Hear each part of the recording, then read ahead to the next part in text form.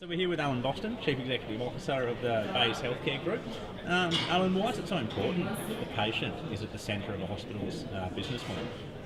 Look, for me, it's all about the patient.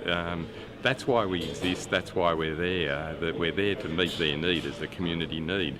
So if we're not putting them at the centre, the risk is we're just delivering a product or a service that's not really focused on them.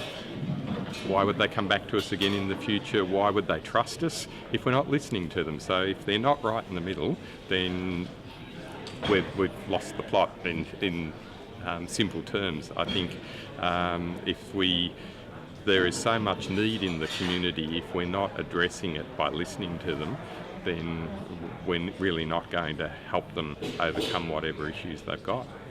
Specifically, what's the Bayes Healthcare Group doing to listen to its patients? Well, I guess for us, we, as a community-owned organisation and an organisation that has a membership base in our local community, they're our eyes and ears. We invite them into our organisation in all sorts of ways.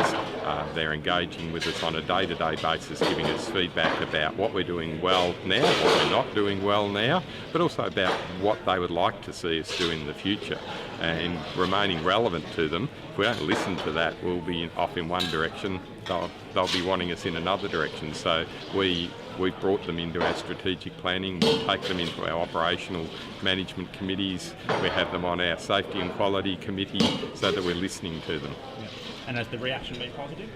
Very positive. As usual with those things, there's a little bit of resistance from some of the internal stakeholders, the staff to start with, but once they see it's a constructive thing and that we're all actually trying to deliver great care, the staff come on board pretty quickly and learn from them. Just the sector in general, do you think it's got some way to go before the patient is at the very centre of the model? Yeah, without doubt. I think we're making strides. I think if you look back 20 or 30 years ago, the health system did to people what we believed we should do to them. We weren't listening at all.